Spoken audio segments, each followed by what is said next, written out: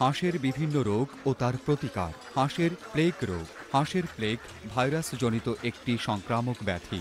যে কোনো বয়সের হাঁস এ রোগে আক্রান্ত হতে পারে। অসুস্থ বা বাহক পাখির পায়খানা, লালা, শ্লেষা, চোখ থেকে নির্গত পানি বা পিচুটির মাধ্যমে এবং দূষিত খাদ্য, পানি ও বাতাসের মাধ্যমে এ রোগ হয়। হাঁসের প্লেগ রোগের লক্ষণ: হাঁস দুর্বল হয়ে পড়ে, আক্রান্ত হাঁস দাঁড়াতে পারে না, মাথা ফুলে যায়, খুঁড়িয়ে হাঁটে এবং সাঁতার কাটতে পারে না।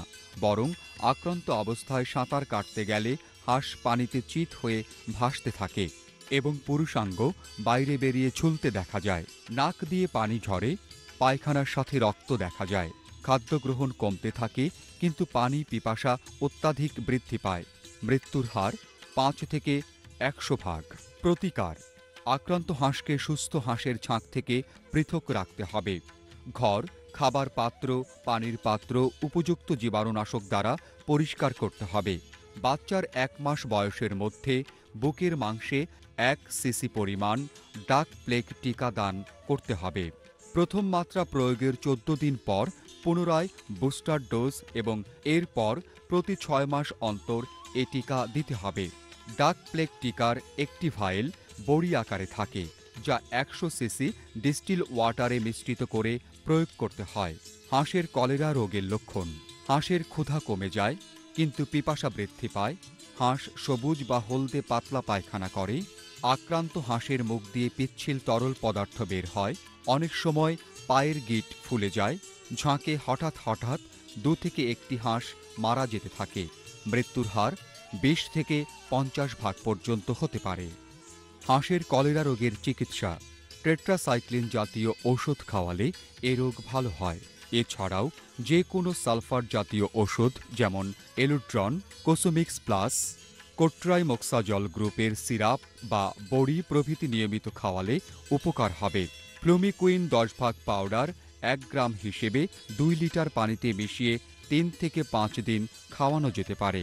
হাঁসের বটুলিজম রোগের উৎস ও সংক্রমণ: পচা বাসি খাবার এবং ফাঙ্গাসযুক্ত বিষাক্ত খাবার খেলে, পচনশীল খাদ্যের বিষ মিশ্রিত লার্ভা খেলেও এ রোগ হয়।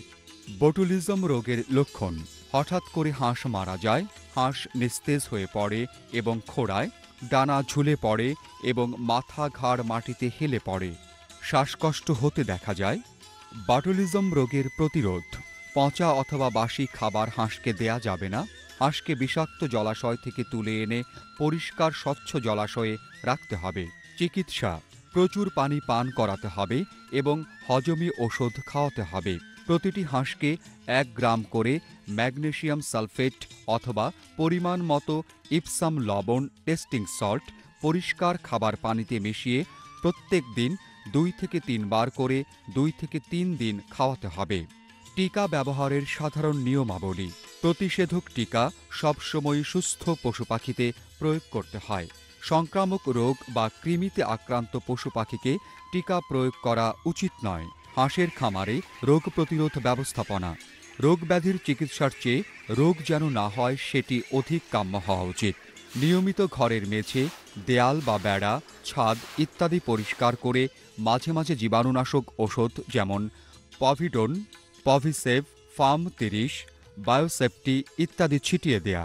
স্বাস্থ্যসম্মত সুষম খাবার প্রদান করা। খামারে জনসাধারণের অবাধ প্রবেশ নিষিদ্ধ করা।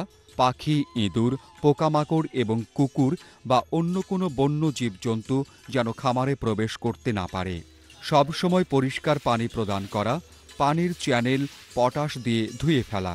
কোনো হাঁস অসুস্থ হলে আলাদা ঘরে রেখে তার চিকিৎসা করা।